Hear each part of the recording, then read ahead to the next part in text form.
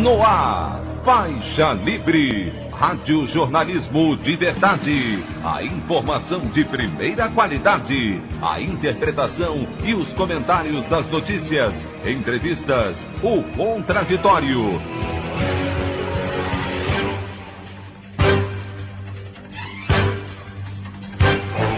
Tudo para aproximar você cada vez mais da realidade do Brasil e do mundo. Apresentação: Anderson Gomes. Supremo Tribunal Federal anula a decisão do Tribunal Superior do Trabalho que determinava a correção de salários de trabalhadores da Petrobras, que custaria 46 bilhões de reais à estatal. Nomeação de Ciro Nogueira na Casa Civil é oficializada e sua mãe e suplente, Eliane Nogueira, assume vaga como senadora. Justiça de São Paulo determina a prisão do entregador Paulo Galo e de sua companheira Jéssica, sob a acusação de terem participado do incêndio à estátua de Borba Gato no ato do último sábado.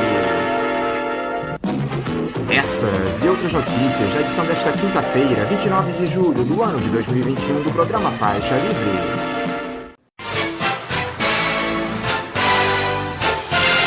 O comentário de Anderson Gomes.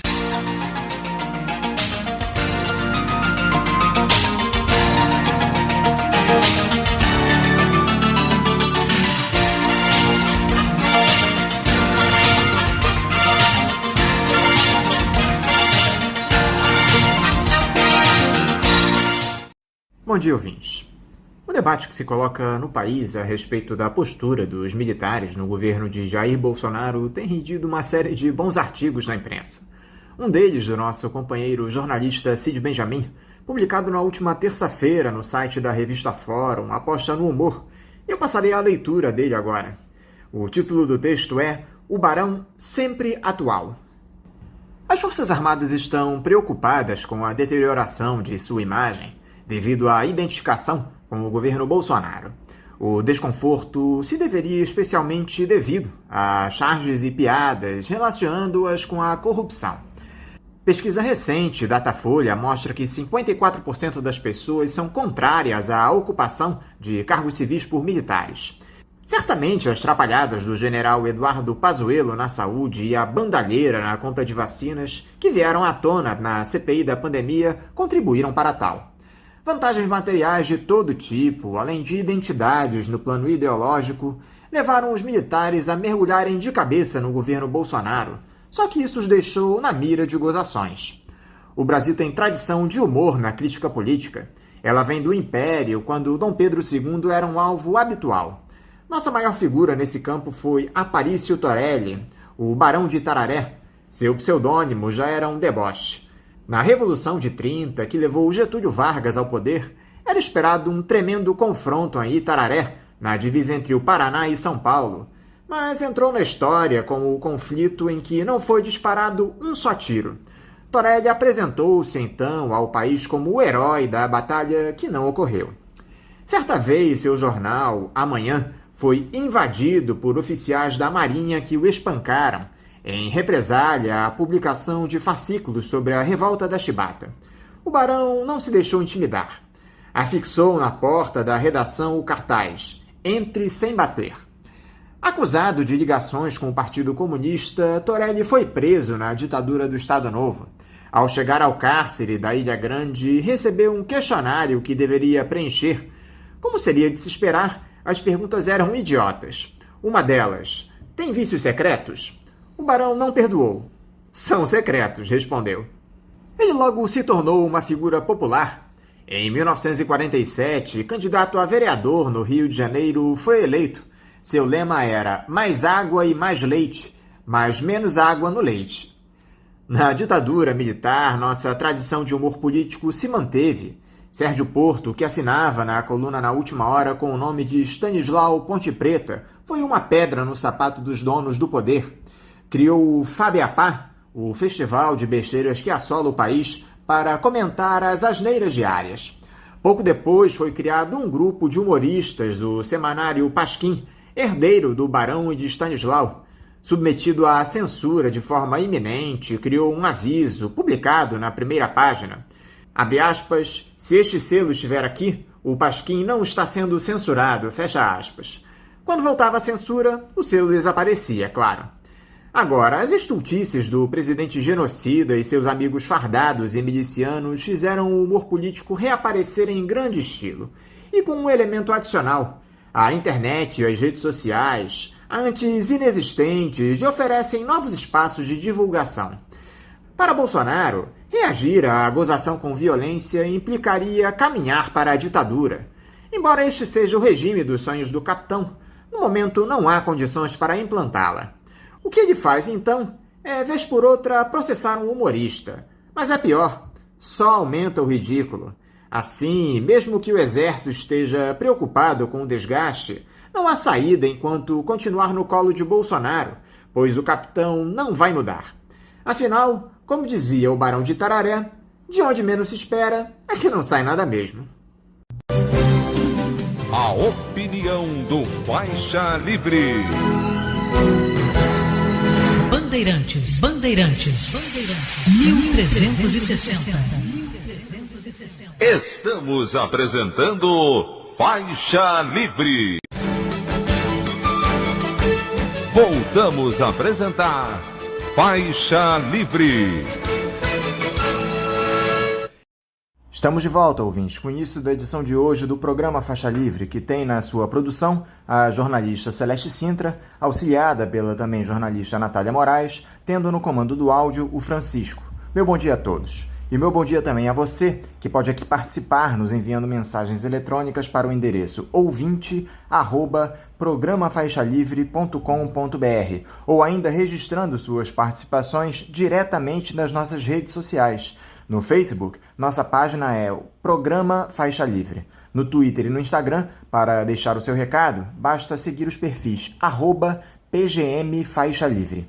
Lembrando que as participações por telefone estão inviabilizadas, pois durante o período da pandemia do novo coronavírus, nosso programa está sendo gravado no dia anterior à sua veiculação. Pedimos desculpas aos nossos ouvintes que costumam interagir conosco desta forma, mas foi a maneira encontrada pela equipe do Faixa Livre para mantê-los informados sobre o que acontece no país e no mundo com essa nossa visão crítica, e ao mesmo tempo preservando a saúde dos profissionais que levam o programa ao ar. O Faixa Livre pode ser acompanhado também pelo nosso aplicativo para celulares com sistema operacional Android. O nome do aplicativo é Programa Faixa Livre. Os ouvintes também têm acesso à transmissão pelo nosso site, o www.programafaixalivre.com.br, ou pela página da Associação de Engenheiros da Petrobras, a AEPET, uma das nossas entidades patrocinadoras, no www.aepet.org.br. Para quem perdeu alguma das edições ou quer ouvir novamente o Faixa Livre, os áudios das entrevistas e editoriais estão disponíveis no nosso podcast, nos aplicativos Spotify, Deezer e Castbox. E dando início às nossas entrevistas, eu cumprimento o professor de História Contemporânea da Universidade Federal Fluminense, a UF, Daniel Arão Reis. Daniel Arão, bom dia. Bom dia, obrigado pelo convite. É sempre um prazer participar aqui nos debates promovidos pelo programa Faixa Livre. Daniel, muito obrigado por você mais uma vez conversar conosco aqui no Faixa Livre. Daniel, nós estamos em meio a esses Jogos Olímpicos realizados no Japão, que de alguma forma têm dividido as atenções das pessoas aqui no país, mas o nosso quadro político segue muito grave, em especial por conta dessas articulações do presidente Jair Bolsonaro para reforçar a sua base parlamentar, realizando mais uma mini-reforma ministerial, nomeando figuras do Centrão para ocupar cargos no Executivo. E parece que é só isso que resta ao ex-capitão, não é, Daniel? Porque o capital político dele é cada dia menor, com todos esses escândalos de corrupção que têm surgido. Como é que você observa mais um presidente recorrendo ao baixo clero para tentar salvar o seu mandato, e justamente uma figura que dizia se opor a esse tipo de prática? Bem, eu penso que, em primeiro lugar, é preciso definir que o Centrão não necessariamente reúne deputados do baixo clero. Ali se encontram muitos deputados do baixo clero, mas também se encontram lideranças expressivas, inclusive o presidente da Câmara é do PP, e que é um partido do Centrão. Por outro lado, também o senador Ciro Nogueira, agora chamado para a Casa Civil do Bolsonaro, também é um cardeal ali do Congresso. Feito esse esclarecimento, eu diria que a aproximação do Bolsonaro em relação ao Centrão tem dois objetivos, de resto bastante conhecidos. O primeiro é conter os pedidos de impeachment, que todos dependem da boa vontade do presidente da Câmara.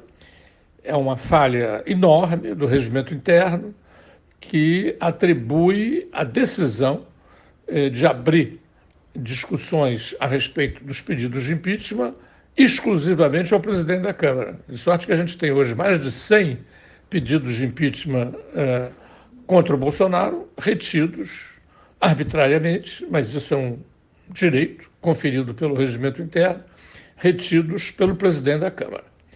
O outro objetivo, além de bloquear os pedidos de impeachment, é se aproximar, depois de várias tentativas frustradas, o Bolsonaro parece que está se aproximando do PP para se candidatar à reeleição.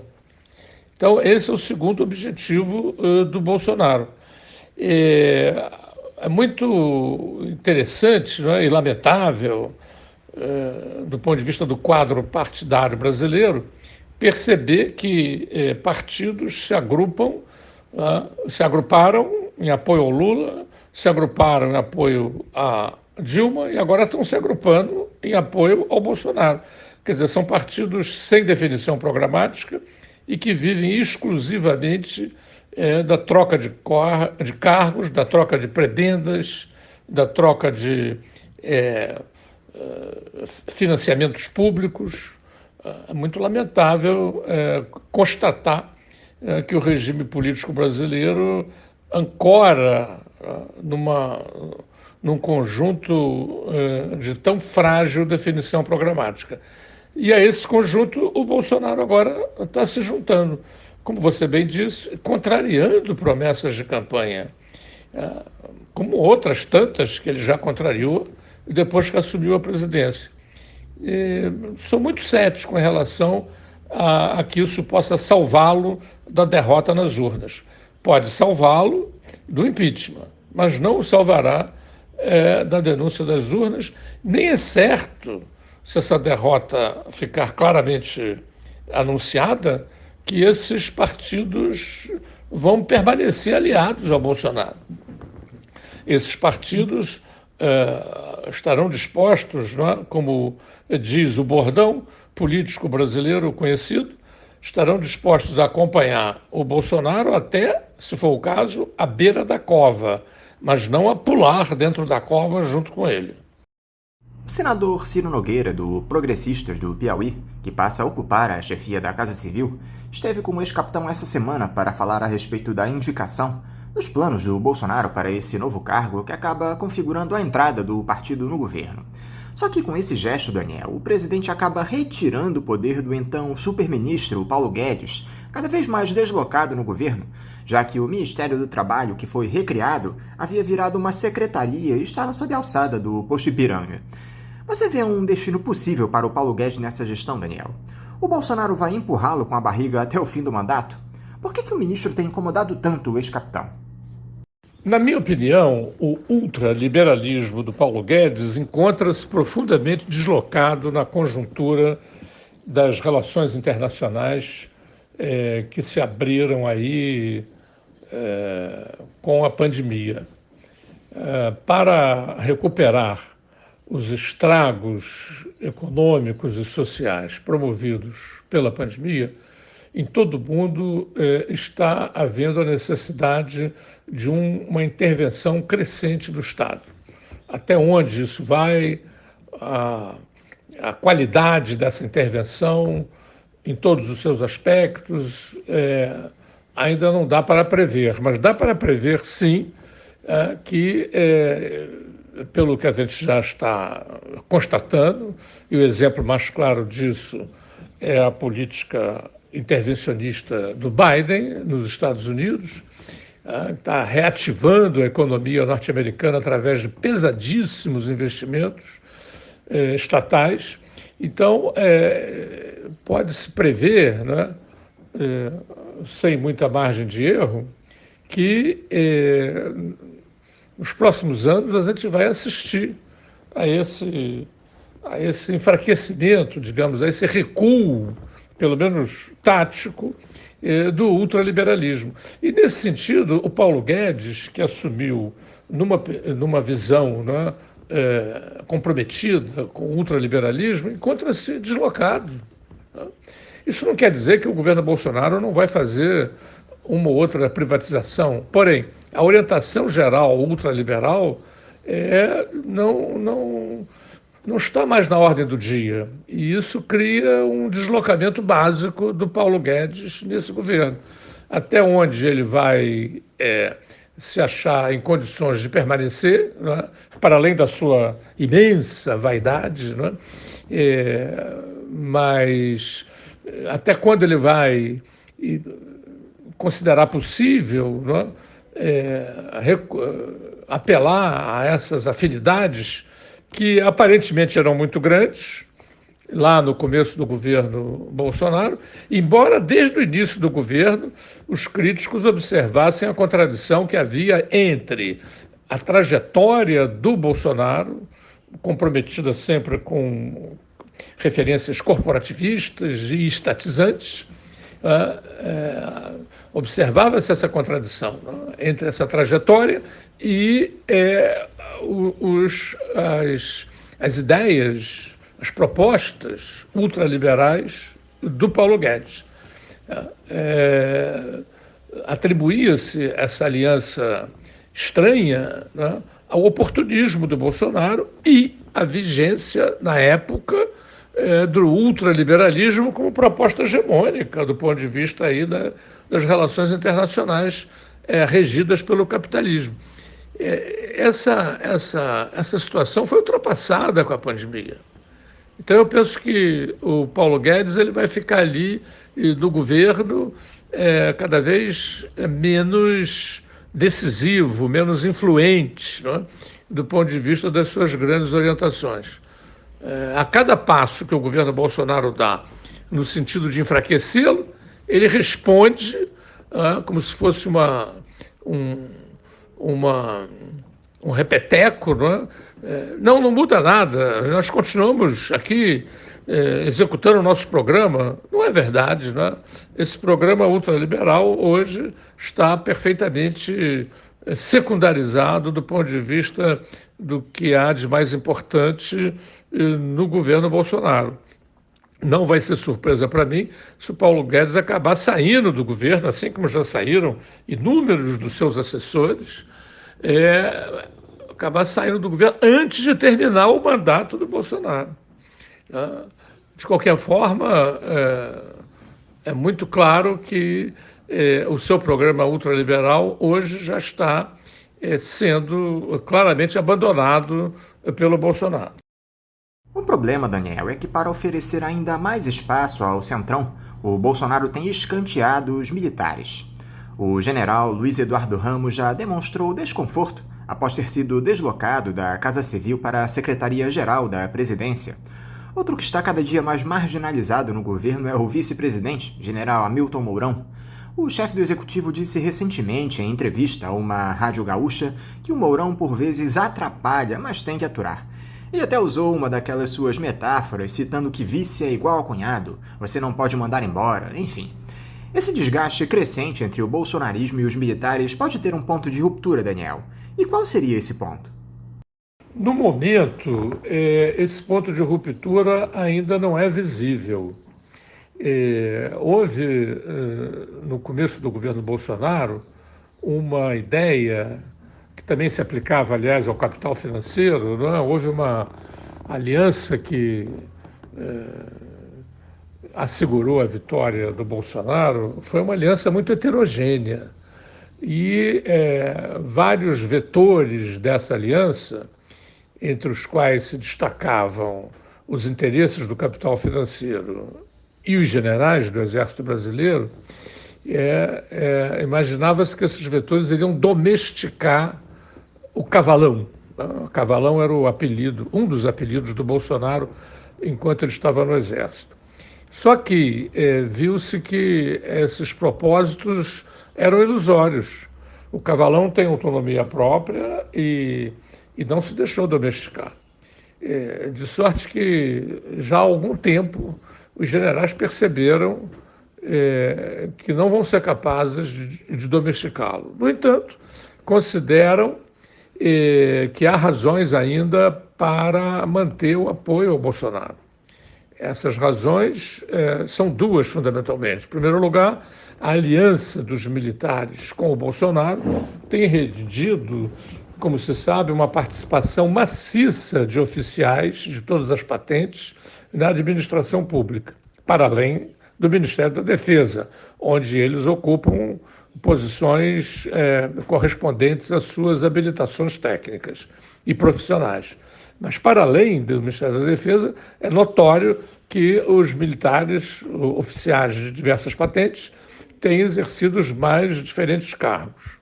Então, isso é um ponto que se mantém, apesar dos coices eventuais que o cavalão dá nos generais. Um outro ponto muito importante,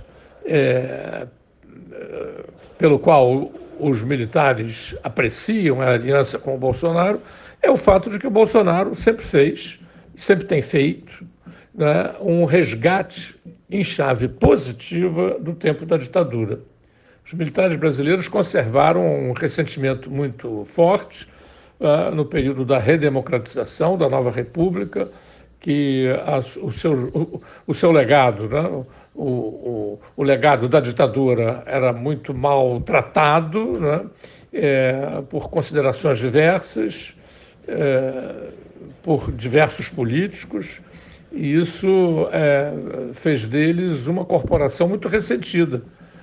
E o Bolsonaro sempre, né, resgatou em chave positiva a ditadura.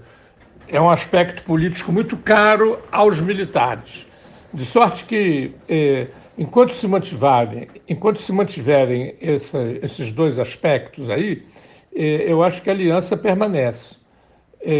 Já não tenho certeza se o Bolsonaro quiser dar um golpe de Estado, no sentido clássico, aí não tenho certeza se ele vai conseguir reunir, apesar de alguns generais, claramente, como o ministro da Defesa atual, o general Braga, claramente incorpora uma perspectiva golpista, mas eu já não sei mais,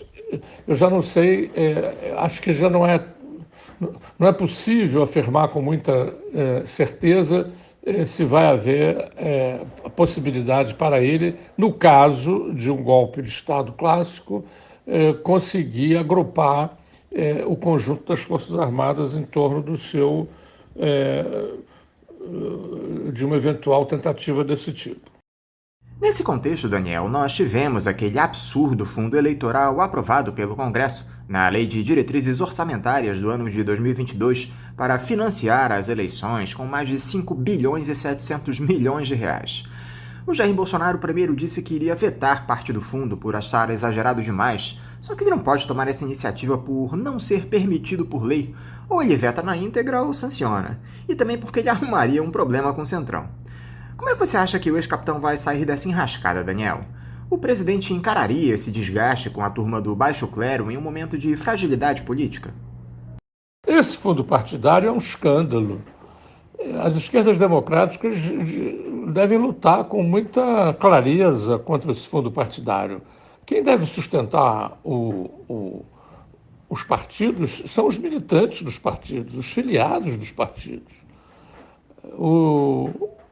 Os partidos foram incapazes de aprovar o fim do financiamento privado das campanhas políticas.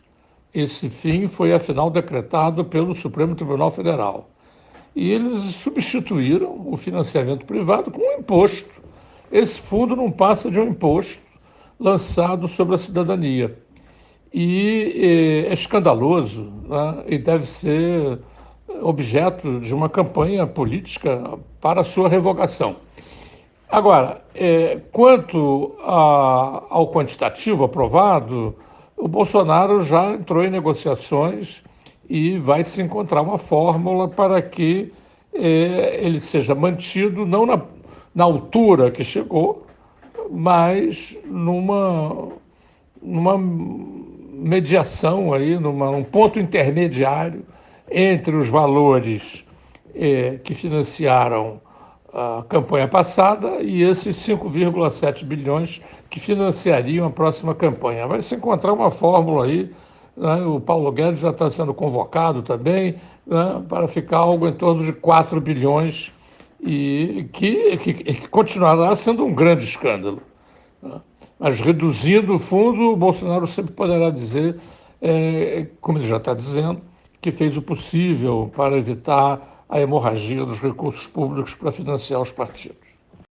E a volta do tal do Fabrício Queiroz ao noticiário, Daniel, com essa postagem enigmática nas suas redes sociais, onde em uma imagem em que ele aparece ao lado do Jair Bolsonaro, do deputado Hélio Lopes e de assessores da família do presidente, o ex-motorista do Flávio Bolsonaro e figura-chave no escândalo das rachadinhas comenta o seguinte, abre aspas, faz tempo que eu não existo para esses 3 papagaios aí, fecha aspas. Logo depois ele ainda prosseguiu, abre aspas, minha metralhadora está cheia de balas, fecha aspas.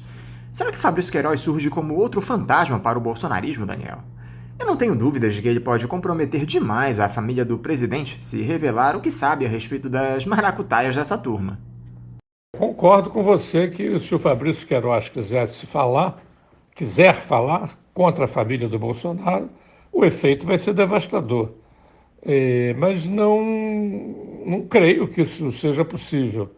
Os Bolsonaros sempre terão meios de atender às suas demandas, por mais que sejam demandas imorais e ilegais, né? É um homem de mão da família Bolsonaro, está se sentindo marginalizado, então lança a chantagem e os bolsonaros, evidentemente, devem fazer o possível para atender aos seus pedidos, né? Por outro lado, o Queiroz deve se precaver, né? Olhar, por exemplo, para o que aconteceu com o Adriano e para o que aconteceu com os assassinos diretos da Marielle. A gente não tem até hoje os mandantes do assassinato da Marielle, mas a polícia finalmente encontrou os 2 executores que se encontram já recolhidos à prisão. De sorte que a prisão ou a morte pode ser o destino também do Queiroz se ele passar de certos limites em suas ameaças e em suas chantagens aos bolsonaros. Essa semana, Daniel, houve um fato que muito nos preocupou, que foi aquele encontro entre o presidente Jair Bolsonaro e a deputada alemã Beatrix von Storch, do Alternativa para a Alemanha, a AfD, partido de extrema-direita alemão, neta de um ministro de Hitler. Esse episódio levanta uma série de dúvidas a respeito do caráter dessa reunião. Dá pra gente dizer que há uma articulação global da extrema-direita para ampliar cada vez mais seus espaços de poder no mundo, Daniel, com o Bolsonaro sendo seu principal representante. Até onde essa articulação pode chegar, na sua opinião? Já há muitos anos, a extrema-direita, em escala internacional, tenta se articular. Na Europa, os partidos de extrema-direita têm uma boa articulação, fundada sob o slogan a Europa das Nações, uma Europa que afirme as prerrogativas dos Estados nacionais, sob a hegemonia, evidentemente, da extrema-direita, que eles não têm conseguido até agora, mas lutam por conseguir. Com a emergência do governo Trump, essa questão voltou a merecer atenção e, com a sua derrota, houve um processo de fragilização das articulações da extrema-direita. Mas ela prossegue, essas tentativas prosseguem. Eu não diria que o Bolsonaro poderá se tornar uma figura decisiva ou de liderança nessa articulação. Ele é muito tosco para isso e o Brasil não tem essa importância toda em escala mundial. Mas ele é um dos elos, sem dúvida, dessa articulação internacional que se agrupa em torno das extremas-direita. É um dado da realidade. Nós não vamos nos livrar tão cedo desses agrupamentos, desses partidos de extrema-direita, que crescem muito tentando exprimir as demandas dos insatisfeitos com a hegemonia do capital financeiro. E penso que as esquerdas democráticas têm uma responsabilidade nisso, porque é exatamente da moleza que elas têm demonstrado no enfrentamento do grande capital internacional, do grande capital financeiro, dos monopólios, particularmente dos monopólios dos meios de comunicação. Essa moleza das esquerdas democráticas tem dado campo, com uma insatisfação brota em toda parte, as desigualdades sociais estão se aprofundando, as pessoas desesperadas, muitos perdendo emprego, aqui no Brasil isso é visível, e as extremas-direitas têm se aproveitado dessas insatisfações e têm se projetado politicamente. De sorte que eu acho que cabe às esquerdas democráticas formular plataformas do que eu chamo democratização da democracia, atingindo os interesses do capital financeiro, e isso vai, a meu ver, contribuir para que essa onda de extrema-direita decresça em escala mundial. Com a antecipação do debate em torno das eleições de 2022, Daniel, algo que tem sido colocado especialmente pela mídia dominante é a possibilidade de termos uma terceira via para fugir da polarização Lula-Bolsonaro, como se isso fosse um problema para os ultraliberais. Fala-se em Dória, em Ciro, em Eduardo Leite, mas o que fica cada dia mais claro é que não há muito como fugir desses dois personagens. Em um cenário como esse, Daniel, com Lula como favorito a voltar ao Palácio do Planalto, o que caberá à nossa esquerda genuína, porque o petista há tempos já se tornou um político de centro no processo eleitoral do ano que vem. O jeito é apoiar o Lula já em primeiro turno. Dá para construir uma alternativa crítica ao programa apresentado pelo Partido dos Trabalhadores? O PT e o Lula, em particular, não parecem decididos a radicalizar suas propostas. Eles estão contando com o desgaste do Bolsonaro, que esse desgaste vai ser tão grande que a desconfiança em relação ao Lula correspondentemente diminua e isso o favoreça na disputa presidencial de 2022. Eu penso que esse quadro é muito preocupante para as esquerdas democráticas. Vamos ter aí mais 4 anos de reformismo mole, isso vai fazer avançar a sociedade brasileira. Claro que se livrar do Bolsonaro pode ser considerado, com razão, uma grande vitória. Porém, essa vitória terá pernas muito curtas se não estiver baseado num programa de radicalização da democracia, de democratização da democracia. Desse ponto de vista, me preocupa muito as manifestações atualmente na rua, em todo o Brasil. Elas estão muito concentradas no abaixo Bolsonaro e muito pouco relevantes essas manifestações têm sido do ponto de vista da formulação de uma plataforma democrática. Queremos o governo para quê exatamente? Para repetir aquelas alianças que o Lula fazia, inclusive com o próprio Centrão? Para repetir aqueles acenos ao grande capital financeiro? Eu penso que é urgente que essas manifestações amadureçam um programa de radicalização da democracia brasileira, que efetivamente contribua na luta contra o racismo, na luta contra as desigualdades sociais, na luta por impostos maiores para os grandes ricos do Brasil, para a luta contra a cultura de morte, que rege a organização das polícias militares hoje, na luta por uma renda básica, né, que ultrapasse essas esmolas aí do Bolsa Família e ultrapasse essas esmolas desses auxílios emergenciais, né, e que são sempre enxergadas como dádivas do governo. É preciso uma política de Estado, de renda mínima para todos os cidadãos e cidadãs brasileiros. Então, eu acho que isso é urgente. E é urgente também, por outro lado, que fóruns cívicos comecem a se reunir em todas as cidades brasileiras para debater, para discutir esses pontos, para formular. E é também importante que essas manifestações exijam que essas lideranças que se dizem antibolsonaristas, e que são de fato, mas que ficam nas coxias, que ficam ali se escondendo, não é? Ciro, Lula, que apareçam nas ruas, que venham para as ruas. Isso deve ser uma exigência das manifestações. Então, eu penso que realmente não dá para ficar apenas no Fora Bolsonaro. É preciso um programa alternativo e é preciso, para que as lideranças tenham credibilidade, que venham para as ruas e não fiquem ali, não é, imaginando que basta jogar parado para vencer as eleições. Podem até vencer as eleições, mas conseguirão governar em favor de um programa popular se não estiverem claramente comprometidos com isso?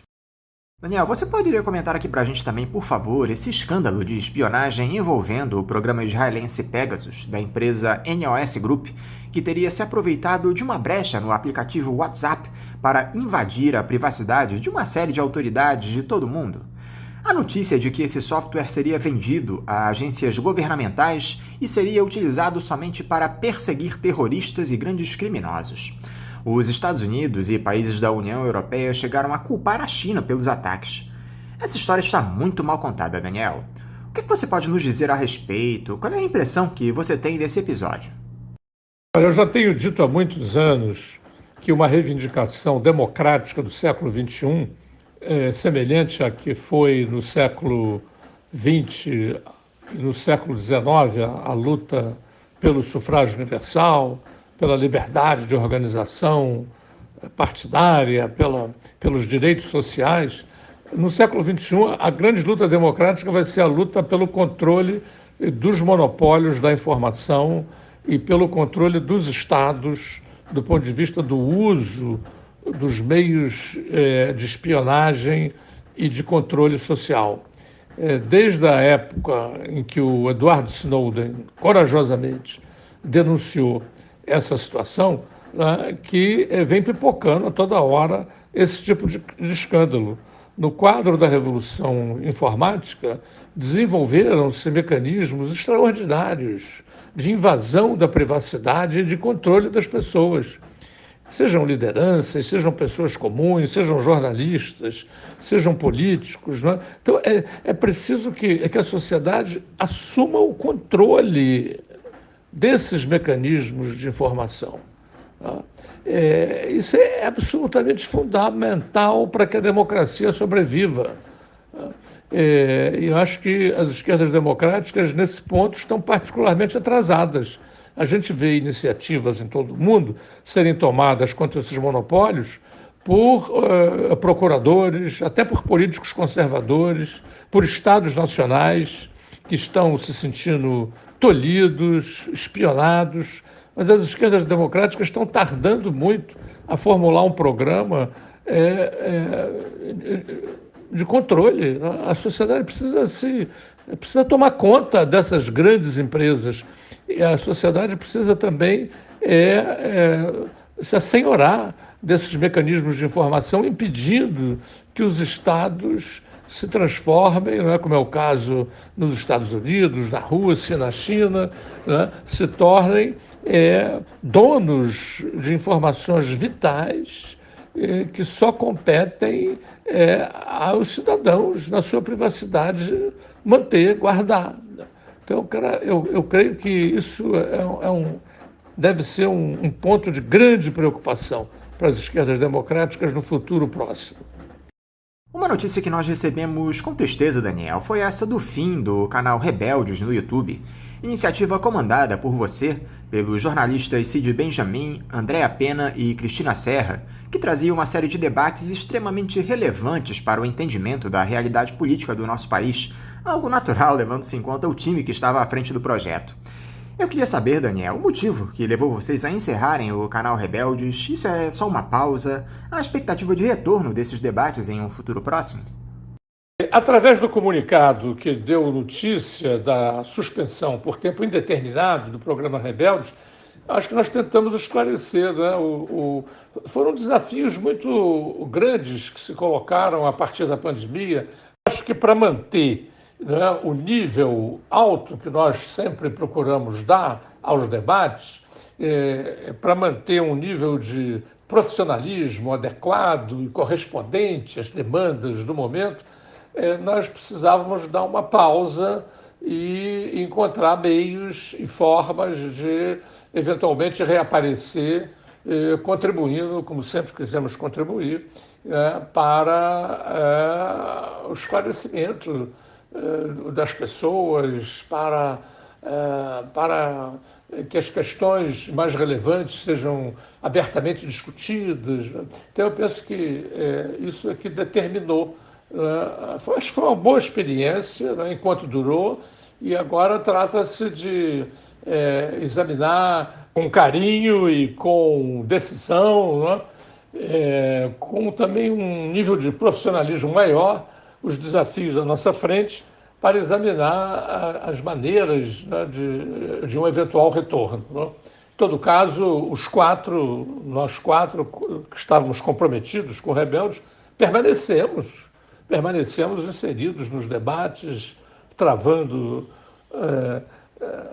enfrentando as questões, defendendo posições, né? Então isso é que importa, e o programa Rebeldes acho que ficou como uma experiência positiva, construtiva, e trata-se, numa eventual volta, dele se apresentar em melhores condições. Daniel Arão Reis, mais uma vez, muito obrigado por você estar aqui conosco no programa. Eu quero te desejar um ótimo dia de trabalho e deixar aqui também o meu abraço. Eu, mais uma vez, que agradeço muito o convite, sempre é um prazer, é uma honra participar aqui nos debates promovidos por esse programa que tem desempenhado um papel tão importante nesse momento porque passa o país, sobretudo ameaçada que está a nossa democracia. O Faixa Livre é, de fato, um programa democrático, radical e que tem desempenhado um papel e quero crer que permanecerá assim. Faço meus votos nesse sentido e termino agradecendo mais uma vez o convite. Estou sempre disponível, né, à participação nos debates promovidos pelo Faixa Livre. Muito obrigado. Conversamos aqui com o professor de História Contemporânea da Universidade Federal Fluminense, a UF, Daniel Arão Reis. Vamos agora ao nosso primeiro intervalo. Voltaremos já já. Voltamos a apresentar Faixa Livre. Já voltamos, ouvintes, e agora eu saúdo o jornalista e escritor César Mota. César Mota, bom dia. Bom dia, Anderson. É um prazer conversar com você e com os ouvintes da Rádio Bandeirantes. César, muito obrigado por você dialogar conosco aqui no Faixa Livre. César, o Brasil é um país repleto de histórias curiosas e surpreendentes, desde quando se tem registros, uma série de fatos que fogem ao conhecimento da maioria da nossa população nos encantam. E alguns desses fatos você registrou no livro Por Trás das Palavras, as intrigas e disputas que marcaram a criação do Dicionário Aurélio, o maior fenômeno do mercado editorial, lançado pela editora Máquina de Livros. E eu queria começar o nosso papo hoje, César, falando a respeito justamente desses causos que você descreve nessa obra, que foi muito elogiada. De onde surgiu a ideia de lançar o livro? Como é que você teve acesso a essas histórias curiosas que dizem respeito a um dos principais dicionários em língua portuguesa? Esse livro sobre o Dicionário Aurélio, eu tive a ideia de fazê-lo por ter a sorte de ter como amigo um dos dois principais personagens da história. Talvez seja o único que esteja vivo, porque o Aurélio já morreu em 1989. O Campelo está bem até hoje, de saúde, muito bem e lúcido. Foi uma convivência excepcional. Ele, desde dos anos 70, quando ele era redator do Jornal do Brasil, quando o dicionário foi lançado, eu o conheço de lá, mas muito pouco, não era meu amigo, nós temos uma diferença de 20 anos. Mas todo mundo na redação do Jornal do Brasil falava que o verdadeiro autor do Dicionário Aurélio era o Joaquim Campelo, era ele quem fazia o trabalho duro. E eu ouvi aquelas histórias e tal, não dei muita importância na época, mas agora, né, já nos anos 2000, 2010, assim, o Campelo já velhinho, trabalhou no Palácio do Planalto, é um grande amigo de infância do ex-presidente José Sarney e trabalhou sempre com o Sarney. Enquanto ele foi senador, depois virou diretor de publicações do Senado. E ele me procurou porque tinha lido o livro sobre o Jornal do Brasil que eu tinha feito antes, falou: olha, eu quero que você conte essa história para mim, por favor. Eu quero, nesse tom de reportagem que você fez o livro sobre JB, contando uma história. E começamos a conversar, eu comecei a pegar as informações que ele tinha, todas documentadas da época e tal, de todo o período em que ele trabalhou com o Aurélio, e comecei a ouvir quem era possível, quem tinha contribuições a dar, né, sobre isso. Por exemplo, o Carlos Augusto Lacerda, que é neto do ex-governador Carlos Lacerda, que era dono da editora Nova Fronteira, que primeiro lançou o livro. É filho do Sérgio Lacerda, que era o editor depois. E fui reconstituindo toda a coisa. A grande mágoa do Campelo é que ao longo do processo, o livro foi lançado, foi um sacrifício. O Campelo, sozinho, procurou por uma editora durante 10 anos, dos anos 60, da metade dos anos 60 até os anos 70, quando finalmente a Nova Fronteira decidiu publicar o livro. E ele me contou que, depois disso, o Carlos Augusto Lacerda confirmou. Em 1977, o livro foi lançado em 75, o Grande Dicionário. Em 77 foi lançado um pequeno dicionário Aurélio, que era para estudantes levarem para a escola dentro da pasta e tal, porque o dicionário original era um tijolaço, né? Ninguém conseguiria carregar para o trabalho. Quem precisava dele no trabalho mantinha um lá e consultava. Mas um estudante, por exemplo, tinha que levar e trazer da escola. E em 1981, a editora Nova Fronteira resolveu que precisava melhorar a distribuição do pequeno dicionário, porque foi uma explosão de vendas em todo o país. Então eles procuraram uma editora em São Paulo que era especialista em distribuição, em circulação. Tinha contatos em todo o Brasil com redes de livrarias, com livrarias pequenas, e deixou o Campelo fora dessa segunda parte do contrato. E o Campelo, quando descobriu isso, ficou alucinado, porque estava perdendo direitos autorais sobre a obra. Dicionário também tem direito autoral. Ele e as 4 colaboradoras que trabalharam com eles. E eles foram para a justiça, o advogado que eles contrataram era o mesmo da Nova Fronteira, e ele conseguiu um acordo, era o Dr. Mercadante, o advogado. Ele conseguiu um acordo, a Nova Fronteira aceitou reembolsá-los pelo período que eles ficaram sem receber os direitos autorais, mas a relação do Campelo com o Aurélio nunca mais foi a mesma. Ali que se quebrou uma amizade de pelo menos 2 décadas, e a confiança pessoal acabou. O Campelo mandou uma carta violenta para o Aurélio e tal, e a relação ficou só pelo contrato de trabalho, pelos direitos autorais do dicionário. Em 89, o Aurélio morreu. Ele estava sofrendo de mal de Parkinson desde o começo dos anos 80 e morreu durante a noite em 89. E a relação do Campelo passou a ser com a família dele, principalmente a viúva do Aurélio, que era uma pessoa, a Marina, que era uma pessoa forte, que cuidava dos negócios da família, tudo. O cérebro era a pessoa pragmática por trás do Aurélio. E os anos 90 transcorreram sem problemas, até que em 1998, o contrato da dona Marina, da família do Aurélio, com a Nova Fronteira acabou. A família se achava prejudicada pelas vendas, achava que a Nova Fronteira não estava cuidando direito da coisa, não estava repassando corretamente os direitos, e não renovou o contrato com a Nova Fronteira, assinou um contrato com a editora Positivo do Paraná, que é especializada em computadores com livros didáticos dentro. Ela tem uma rede de escolas. Nessas escolas, os alunos recebem um computador, cada um, com todo o material de estudo ali dentro. Ela passou a incluir o dicionário ali dentro. Novamente, deixou o Campelo e as moças que trabalharam, as filólogas que trabalharam juntos, de fora. E ali começou uma grande batalha judicial que durou de 2003 a 2013, quando finalmente chegou ao Supremo Tribunal Federal. A dona Marina, viúva do Aurélio, já tinha morrido, só tinha o Campelo vivo, e a ministra Rosa Weber, do STF, deu ganho de causa à família do Aurélio. E o Campelo ficou sem direito aos direitos autorais, nada, ficou com nada.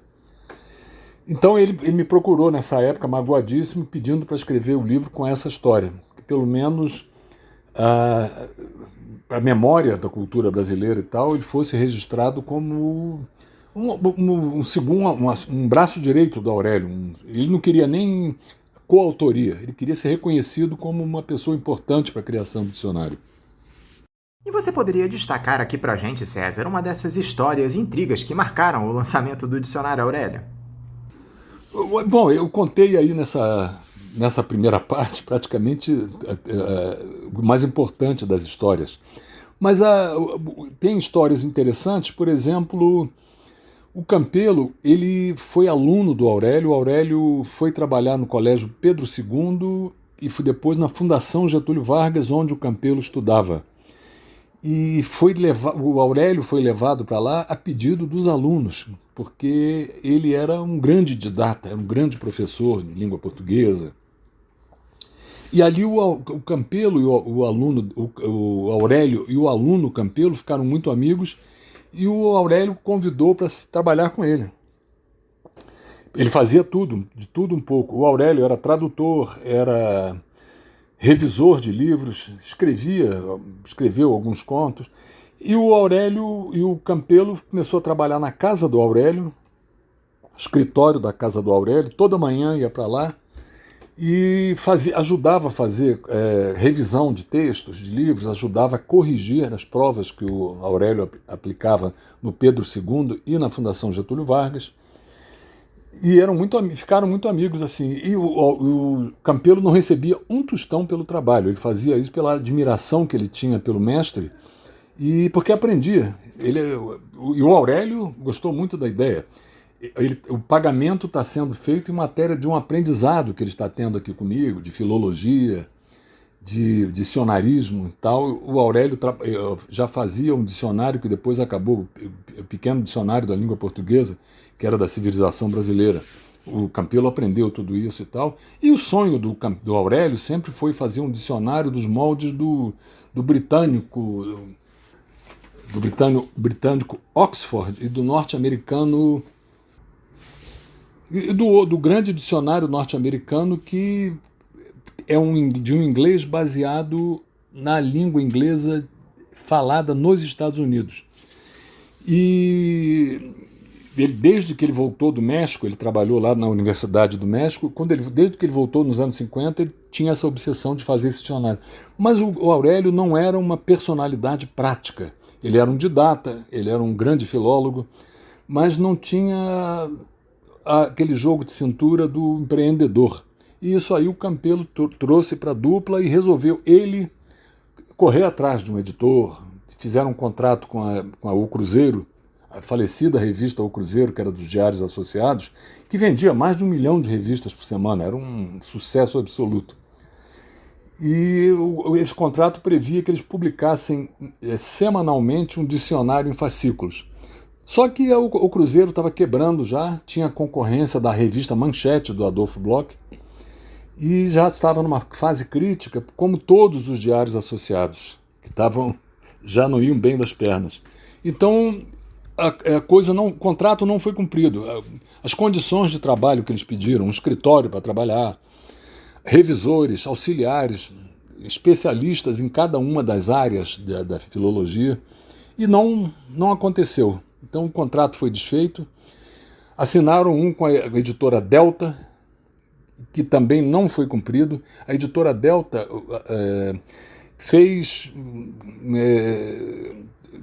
atendeu todas as exigências, montou um escritório na praia de Botafogo, contratou uma equipe forte, comprou máquinas de escrever modernas, deu tudo o que eles queriam.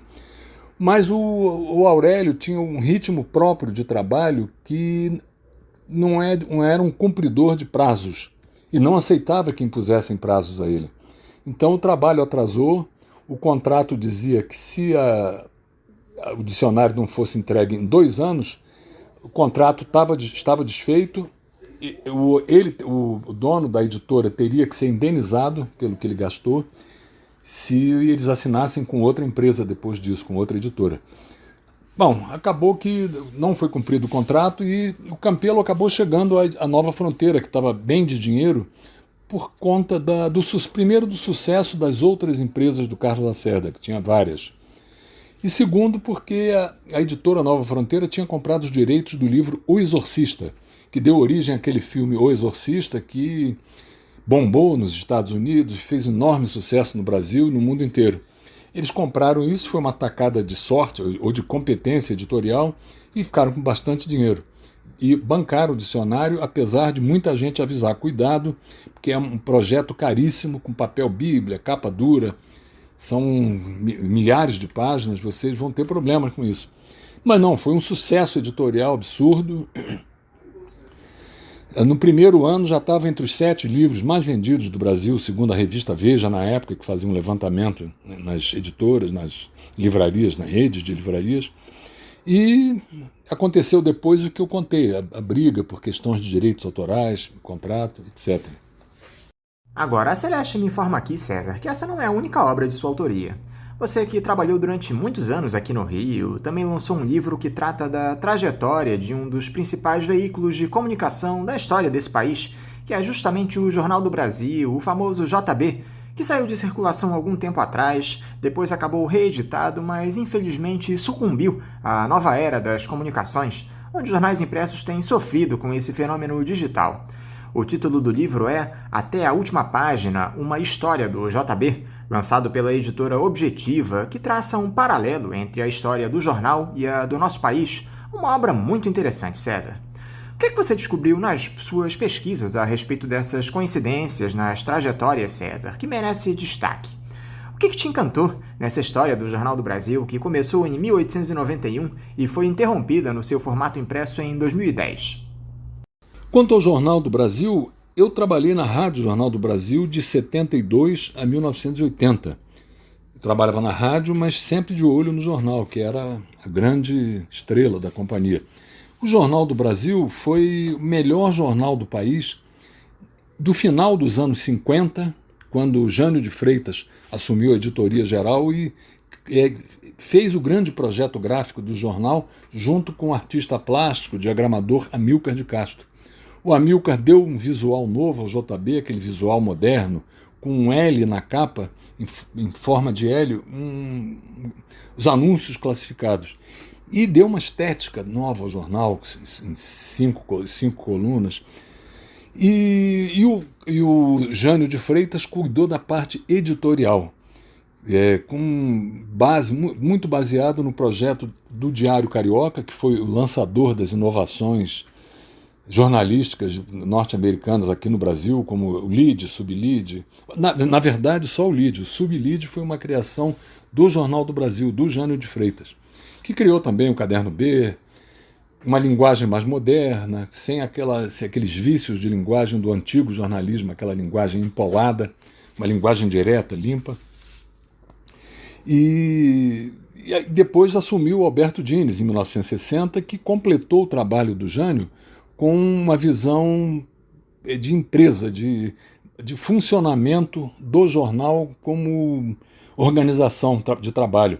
Ele criou as editorias, criou editoria de fotografia, ele criou métodos, sistemas de trabalho, criou editoria de esporte, editoria de economia.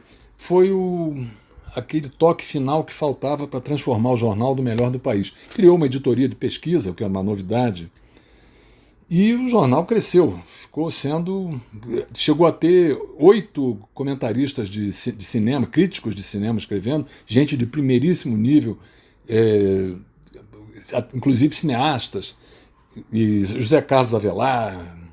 Era uma leitura obrigatória praticamente. Uma coluna social moderna, que era primeiro da Léa Arão Reis e depois do Zósimo Barroso do Amaral. E o Dines ficou até final de 1973, quando acabou demitido por uma questão de que o Nascimento Brito, que ficava à frente do jornal, que era o genro da Condessa Pereira Carneiro, o Nascimento Brito ficou incomodado com a identificação que o Dines tinha com o jornal. Ele reclamava sempre, poxa, parece que esse jornal, que o Dines é dono do jornal, ele que dá pitaco em tudo, ele que fala de tudo, ele que dá entrevistas em nome do jornal. E também pelo episódio da capa de setembro de 73 do golpe de Estado no Chile, quando morreu o presidente Salvador Allende. A censura tinha proibido, nada de fotos, de manchetes escandalosas, é para ser noticiado com discrição, porque não pode deixar de noticiar, essa censura seria absurda. E o Dines, da forma competente como ele era e da equipe competente que ele tinha, eles publicaram uma capa sem nenhuma foto e com texto do começo ao fim. Texto com um corpo grande, letras grandes, que ficou muito mais chamativa, muito mais impactante do que qualquer manchete grande ou fotos e tal. Isso aí, o Nascimento Brito estava no exterior. O Bernard Costa Campos, que era o segundo do Brito, viu aquilo e falou, olha, isso vai dar problema, porque está proibido, nós estamos proibidos de dar isso com destaque. O Dines falou, calma, Bernard, aqui não tem nenhuma manchete, aqui não tem nenhuma foto, está sob controle. Só que não estava sob controle, né? Quando o Dines voltou, estava feito o problema, o Brito já tinha má vontade com ele, acabou preparando a saída dele e no final, em dezembro de 73, trouxe o chefe da sucursal de São Paulo, o Walter Fontoura, para assumir o lugar do Dines. Demitiu o Dines, que foi uma coisa que foi chocante para a redação, porque ele era um sujeito admirado. Na verdade, o JB com o Dines, em 64, apoiou o golpe militar, como todos os grandes jornais, exceto a Última Hora, que era do Samuel Weiner, que era ligado ao PTB, do Getúlio Vargas, e a Rádio Mayrink Veiga, que também era ligado ao PTB. Todos os outros grandes, inclusive o Correio da Manhã, apoiaram, claro. Mas o Dines tinha aquele pique, aquela coisa do lutador contra a censura prévia que se instalou a partir do AI-5, em 69, e esse fato que aconteceu depois do golpe no Chile acabou sendo determinante. E aí o Walter assumiu. O Walter era um editor completamente diferente do Dines. O Dines era um intelectual, um estudioso. O Walter era quase um empresário. Ele dirigia a sucursal de São Paulo, que era passou a ser a sucursal mais rentável, até mais rentável do que o próprio jornal no Rio, ou quase tanto, porque ele sabia lidar com aquele empresariado todo, fazia jantares com empresários e ali ele captava anunciantes, parcerias. E o JB estava na sua fase áurea de faturamento, primeiro pelos classificados. Os classificados eram faturamento porque os anúncios eram captados em pequenas agências em todo o Grande Rio e anúncios que eram pagos em dinheiro vivo, ou seja, era igual a dinheiro do jogo do bicho, não tinha tributação sobre esse dinheiro. O dinheiro entrava em líquido, final do dia ia para a conta bancária, não havia controle tributário sobre isso, o jornal estava numa situação econômica excepcional. Além disso, era a fase de 68 a 73 do chamado milagre econômico. E então houve uma especulação imobiliária brutal no Rio de Janeiro, foi construído o Leblon, a parte que faltava de Ipanema, São Conrado começou a ser construído, aqueles lançamentos imobiliários luxuosos, e nenhum lançamento desse era feito sem que se comprasse pelo menos uma página ou duas do JB, às vezes 3, 4 páginas. E o JB começou a nadar em dinheiro nessa época. Nessa megalomania, eles tomaram empréstimos para construir o prédio da Avenida Brasil Novo e venderam para isso o prédio da Avenida Rio Branco, que era a velha sede, que não comportava mais um jornal. O jornal tinha que sair, ter carro de reportagem saindo, tinha que ter caminhão com jornais para distribuir, tinha que ter chegada de papel jornal de manhã em grandes caminhões. a Avenida Rio Branco não comportava essa carga de movimentação. E, além disso, tinha um carnaval carioca, o desfile de escola de sambas era na Avenida Rio Branco. Então, o prédio da Avenida Brasil era o ideal, a localização era perfeita e foi construído um prédio hiperdimensionado. A folha de pagamento do Jornal do Brasil mais do que triplicou. Passou de empresa média a uma grande empresa. E o Walter Fontoura chegou nessa nova visão do jornal, né, a máquina de fazer dinheiro também, e mantendo a qualidade do jornal, porque pelo Jornal do Brasil passaram os maiores jornalistas do Brasil, que eram os maiores até o final dos anos 90. O Walter Fontoura trouxe logo o Hélio Gaspari, que era da Veja, para ser o editor de política. Era a editoria que não existia no tempo do Dines, porque não existia política, era a ditadura militar, então não tinha sentido uma cobertura detalhada do Congresso, das atividades políticas. O Hélio criou, porque o Geisel iniciou a abertura política. Então o Hélio se lançou ali como grande jornalista político do Brasil. E tinha o Carlos Castelo Branco ainda. E a partir dali o JB foi embora, já tinha uma concessão de televisão ganha no governo Geisel, em março de 74, o presidente Geisel, então, deu uma concessão para o Jornal do Brasil no Rio de Janeiro, e uma em São Paulo. O Brito começou a investir nisso, investiu muito mal, muito dinheiro, muito alto, tentando fazer um padrão BBC de Londres, coisa de altíssima qualidade, quando o correto seria começar com um canal de notícias, com filmes, coisa que não gastasse muito dinheiro. A partir dali, a intenção de criar a televisão acabou consumindo muito dinheiro do jornal também. E o mercado publicitário do Rio começou a perder muita força, porque em 73, no auge do milagre econômico, veio o primeiro choque do petróleo, a economia brasileira, que estava crescendo assim, a padrões chineses de 10% ao ano, teve uma queda violenta e o dinheiro começou a sumir, a verba publicitária do Rio de Janeiro começou a sumir, a decadência do Rio estava começando ali, e os anúncios começaram a sumir. Então ali começou a decadência do JB. Mas o jornal se manteve ainda como o melhor jornal até os anos 90, já com uma dívida impagável. Os esforços para pagar essa dívida, eu conto lá no livro. A ideia do livro não era só para mostrar o grande jornal que foi o JB. A ideia do livro é também mostrar por que uma empresa como o Jornal do Brasil, com o prestígio editorial que tinha, que era o melhor jornal do país, que o Globo temia, o Roberto Marinho tentava fazer com que o Globo atropelasse o JB e não conseguia. E o JB, endividado, ainda sobreviveu com aquele padrão jornalístico, até que o Globo começou a levar os melhores jornalistas para lá. Levou o Zósimo, levou o Zoni Ventura. Só não levou o Castelinho, porque o Castelinho morreu em 93. E chegou em 1998, 97, o JB começou a atrasar salários, e em 99 morreu, não era mais o JB. Então o que aconteceu foi que o Nascimento Brito vendeu a marca Jornal do Brasil para o empresário Nelson Tanuri, que era aquele cara que está sempre tentando comprar empresas quebradas, revitalizá-las e depois vender a marca. Mas o Jornal do Brasil morreu ali. Houve um relançamento, mas nunca foi a mesma coisa, não é mais o Jornal do Brasil. Para mim, a morte do JB aconteceu em 1999.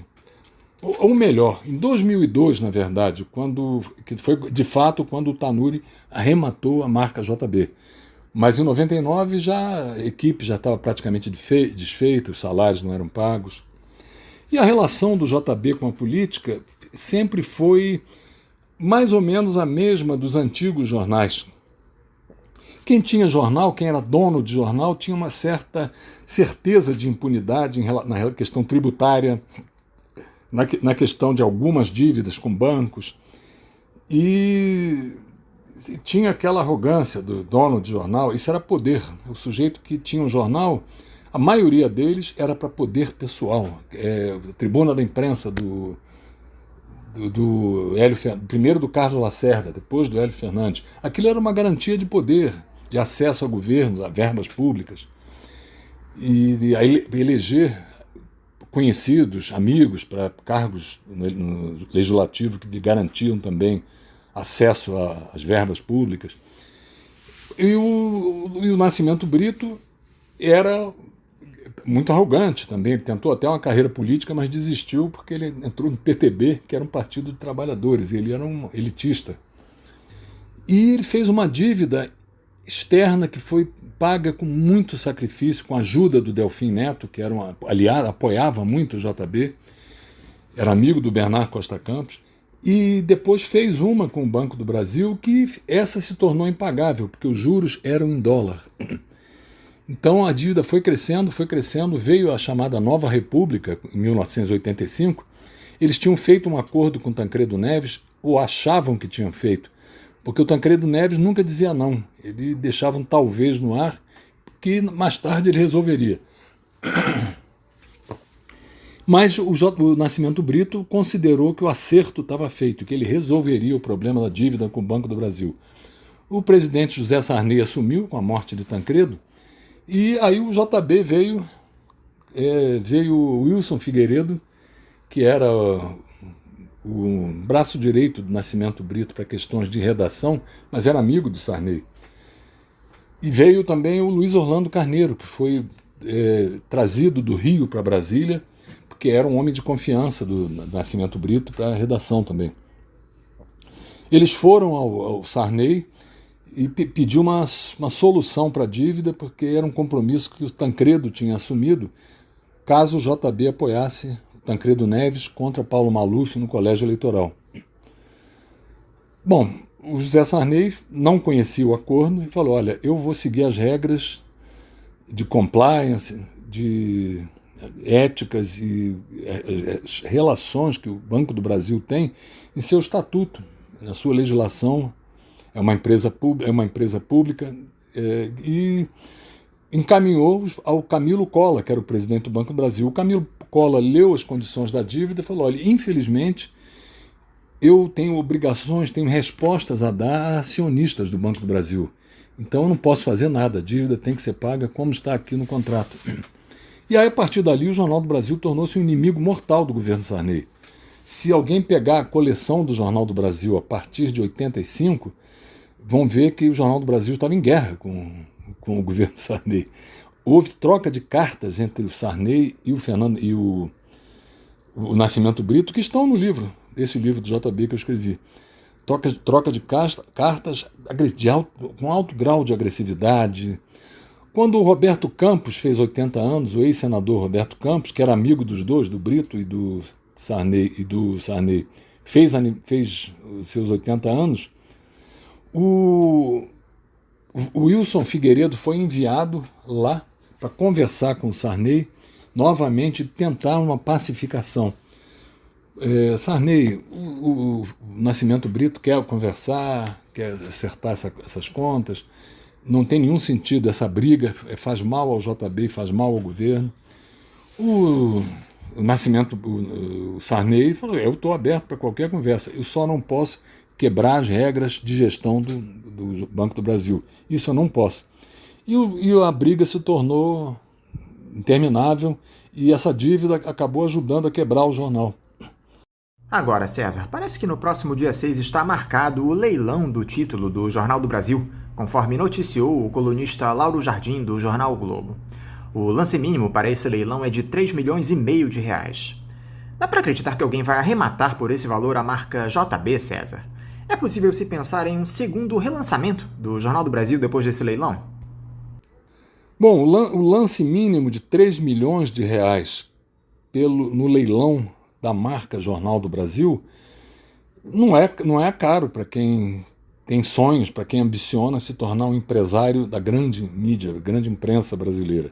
O problema é que quando o Nelson Tanuri arrematou essa marca, ou arrendou por 60 anos, em 2002, na verdade está arrendada a ele não foi vendida. Valia muito mais. Todo mundo tinha na memória ainda o grande Jornal do Brasil, que foi até os anos 90. E que hoje não é mais. Não é só o Jornal do Brasil. A mídia impressa, os grandes jornais, estão em franca decadência, porque ninguém compra mais jornal.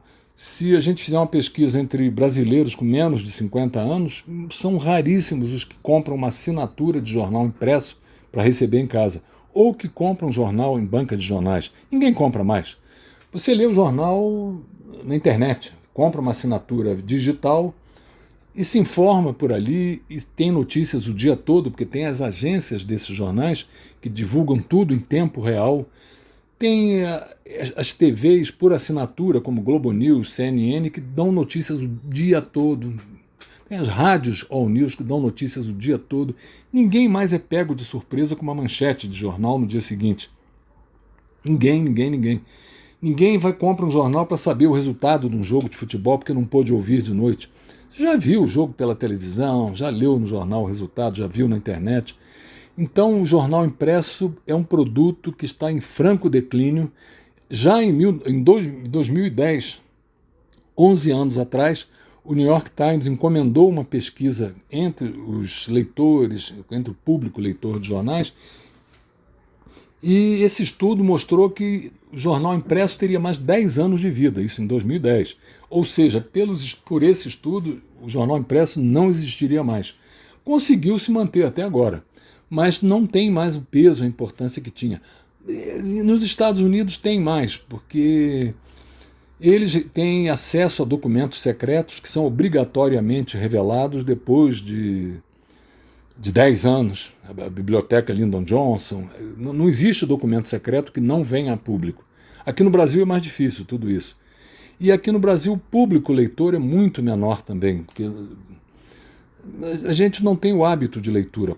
A população brasileira não é letrada, não tem o hábito de ler jornal. Sempre ouviu mais rádio.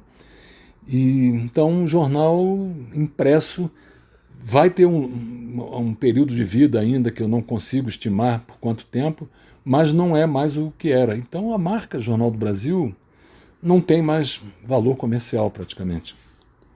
Eu gostaria da sua opinião também, César, sobre esse intrincado quadro político que o país atravessa, com o presidente Jair Bolsonaro entregando o governo cada vez mais para o baixo clero no Congresso, na tentativa de sustentar o seu mandato, afetado pelos seguidos escândalos de corrupção no Ministério da Saúde, na compra de vacinas contra a Covid-19.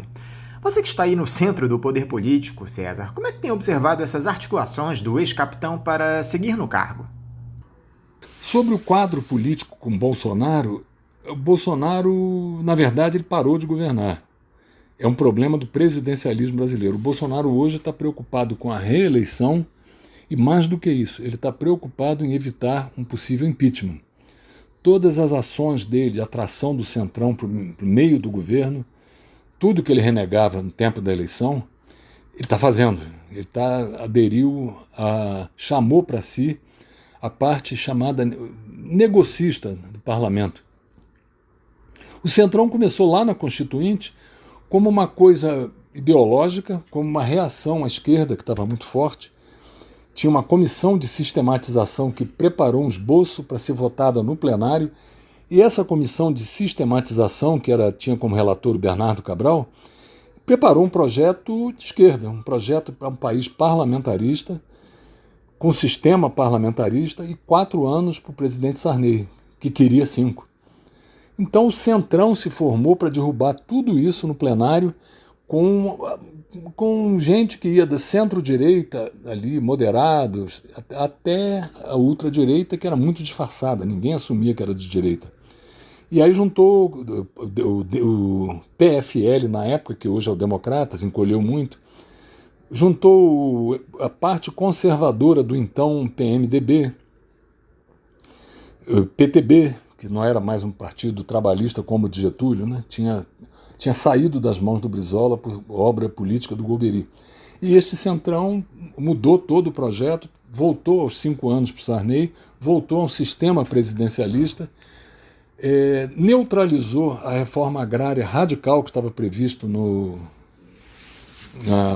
projeto da Comissão de Sistematização, e esse Centrão veio.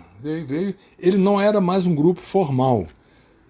Ali sim formou-se um grupo formal, com a liderança do Ricardo Fiuza, do PFL, Roberto Cardoso Alves, que trouxe a frase do São Francisco dando que se recebe, o José Lourenço, um português que era líder do PFL, e gente que tinha muito controle sobre o plenário, sobre o chamado baixo clero. E mudaram o projeto da Constituição e vieram comandando o país até eleger em 74 um presidente que era de centro-esquerda, que era o Fernando Henrique Cardoso. Foi uma aliança de conservadores, de direita, com um presidente de centro-esquerda, um partido teoricamente de centro-esquerda, que era o PSDB. E tomaram conta do país por 5 anos.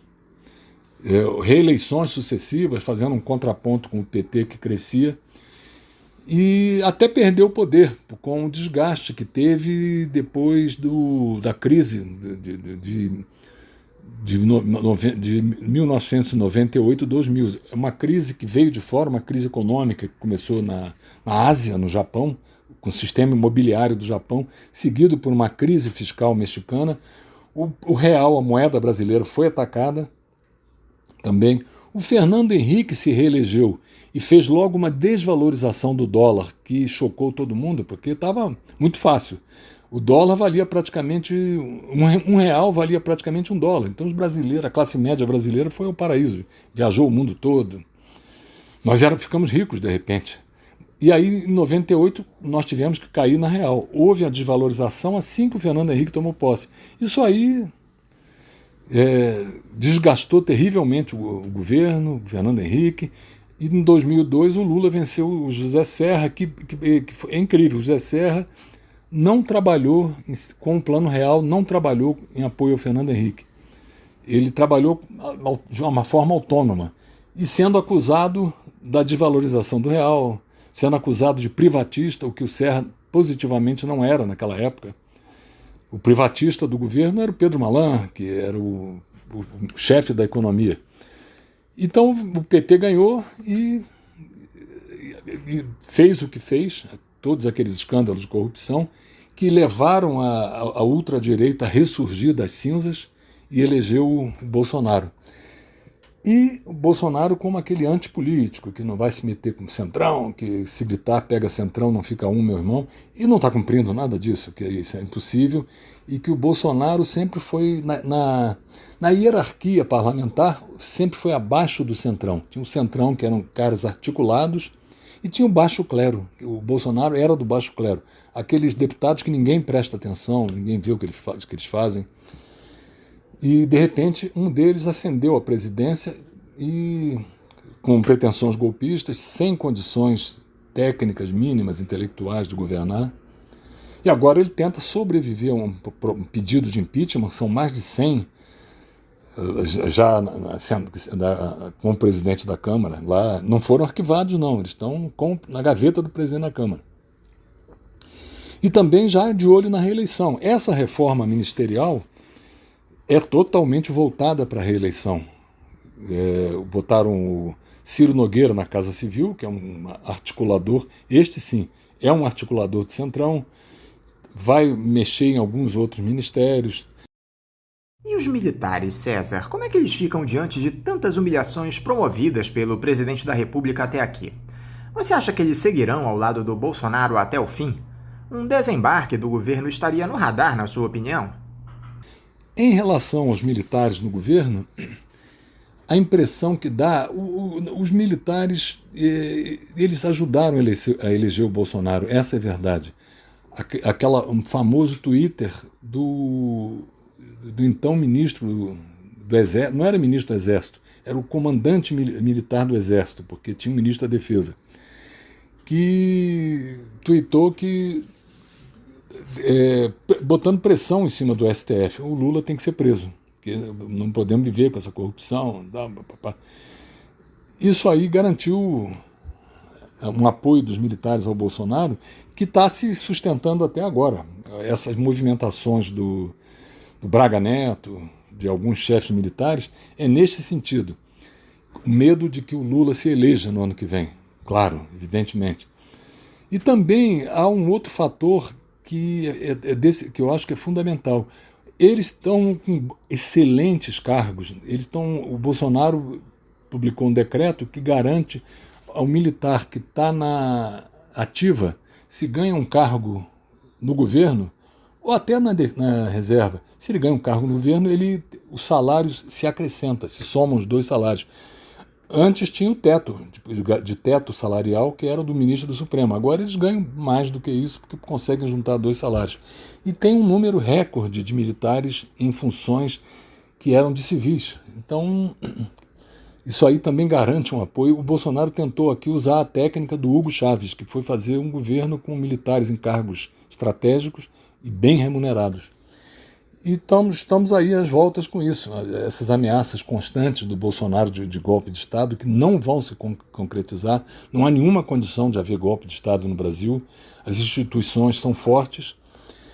E também eu não acredito em impeachment. O Bolsonaro está bem sustentado no parlamento, com o Centrão, e nós vamos para a eleição ano que vem ver o que vai acontecer, uma coisa imprevisível. Há espaço para uma terceira via, porque a rejeição aos dois, Lula e Bolsonaro, a rejeição popular é muito grande ainda, e tem gente insatisfeita, gente que votou em Bolsonaro para evitar que o Haddad vencesse, que não está satisfeito com o Bolsonaro e pretende não votar nele, e gente que não quer o PT de volta ao poder. Essa gente insatisfeita é um manancial de votos muito grande que pode garantir a eleição de um terceiro candidato. O problema é achar esse terceiro candidato e viabilizá-lo politicamente com uma base de sustentação forte. César Mota, mais uma vez, muito obrigado por você estar aqui conversando conosco no programa. Eu quero te desejar um ótimo dia de trabalho e deixar aqui meu forte abraço. Agradeço muito a oportunidade, Anderson. Foi um prazer conversar com você e os ouvintes da Bandeirantes. E um beijo na Celeste, que é uma grande amiga de muito tempo, de tempos de 1970, de reportagem. Conversamos aqui com o jornalista e escritor César Mota. Vamos agora a mais um intervalo. Voltaremos já já. Voltamos a apresentar Faixa Livre. Já voltamos, ouvintes, e agora eu cumprimento o diretor jurídico do Sindicato dos Professores do município do Rio de Janeiro, Simpro Rio, Elson Paiva. Elson Paiva, bom dia. Bom dia, Anderson. Bom dia a todos os ouvintes que estão conosco aqui, nos acompanhando no programa Faixa Livre. É um prazer estar mais uma vez com vocês aqui para discutirmos temas importantes para a categoria das professoras e professores e temas relevantes em relação à educação. Obrigado aí mais uma vez pelo convite. Elson, muito obrigado por você estar aqui mais uma vez conosco no Faixa Livre.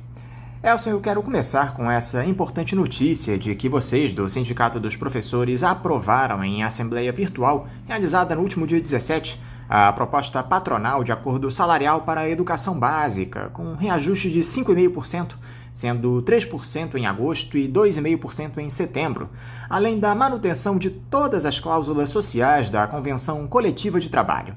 Me parece que essa é uma vitória de vocês da categoria, Elson, que já há muito tempo negociavam esse acordo.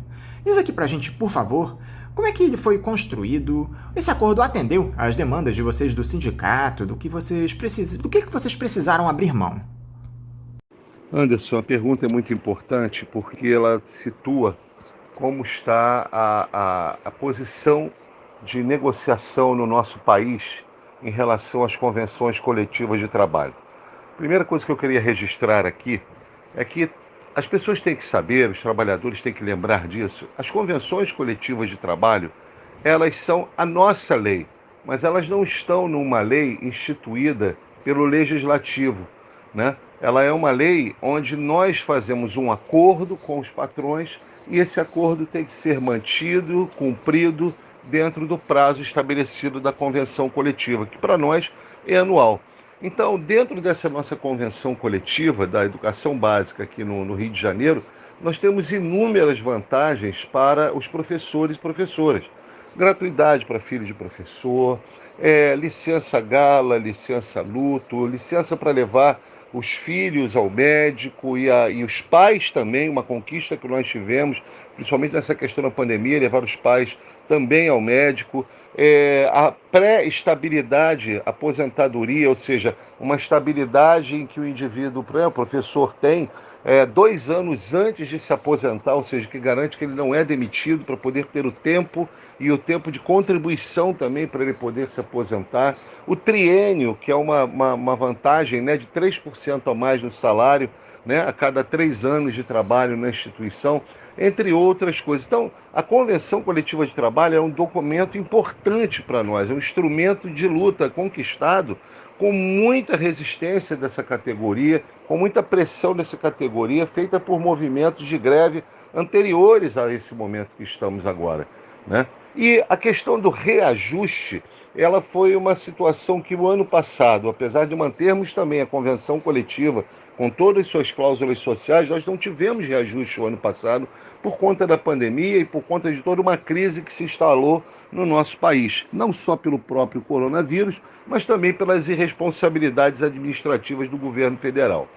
E aí, quando entramos no ano de 2021, com as aulas retornando praticamente ao normal, né? A situação da iniciativa privada nas escolas se estabilizando, não teríamos como não ter aumento. E aí, o patronato veio com a proposta de aumento de 2% e dividido em 2 parcelas, uma esse ano e outra ano que vem.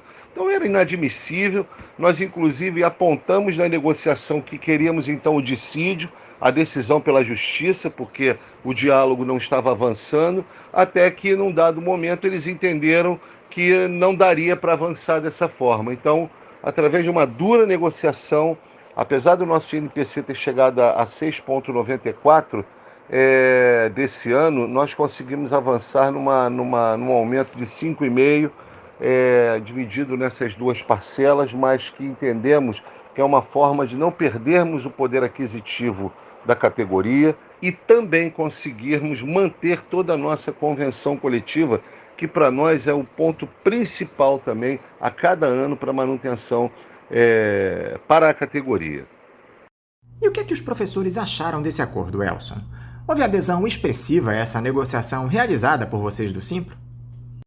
Veja, Anderson, é óbvio que não é o que se queria, né? É óbvio que a gente queria, inclusive, nossa pedida inicial era, inclusive, ter a reposição do índice do ano passado que não nos foi dado, né? Não nos foi passado o reajuste, que foi o 3,31. Juntando com o desse ano, nós pedimos 10% de aumento. Então, nós conseguimos um pouco mais do que 50% da nossa pedida inicial. Os professores, de uma maneira geral, Anderson, entenderam que foi aonde conseguimos chegar.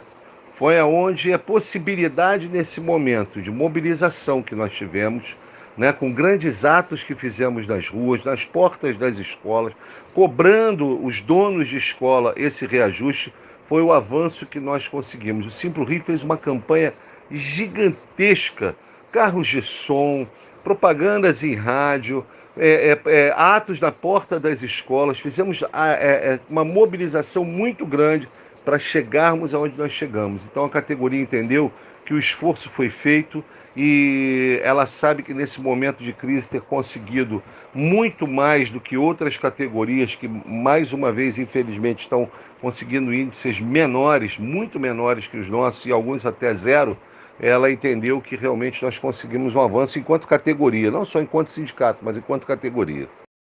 Agora, se a educação básica conseguiu seu acordo salarial, Elson, o pessoal do ensino superior ainda segue na luta, tanto que haverá uma assembleia virtual de professores no próximo sábado, dia 31, para tratar do tema.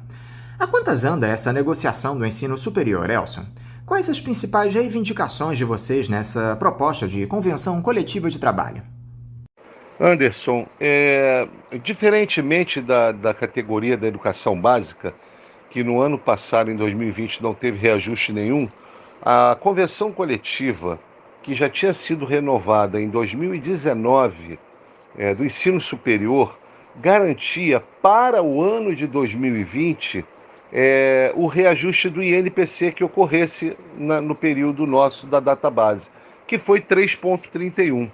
Então, nós tivemos esse reajuste ano passado no ensino superior, né, com as universidades e faculdades, as instituições privadas de ensino superior. Só que o que acontece? Esse ano, óbvio, né, eles vieram com todo o tipo de questionamento em relação à questão da crise. Como se a crise só existisse para o empresariado, né?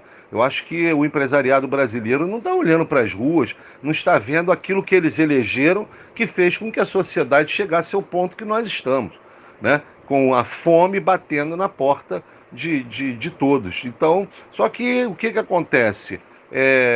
Nós também estamos numa forma de atuação forte junto ao ensino superior, só que, diferentemente, a mobilização não está podendo ocorrer de uma maneira um pouco mais efetiva, porque o ensino superior não voltou com as aulas presenciais. E aí vem aqui um detalhe importantíssimo, Anderson, para todos saberem. Nunca as universidades e faculdades privadas ganharam tanto quanto agora na pandemia. Lucraram muito. Sabe por quê, Anderson? Porque eles demitiram professores. Aí você vai falar, pô, mas demitiram professores porque não tinha aluno. Não, tem aluno. Porque o que eles fizeram? Onde 4 professores davam aula, eles botaram um agora só. E aí todas aquelas outras 3 turmas passaram para um professor só. E esse professor no online, que dava aula para 60, 70 alunos, agora ele está dando aula para 300, para 400 alunos. O online não tem tamanho de sala, não tem distanciamento social. Então, as universidades estão ganhando muito. Você vê que não há nenhuma mobilização na televisão, nenhuma campanha na televisão para a universidade privada voltar. Não há. Há sim, querendo que a universidade pública volte.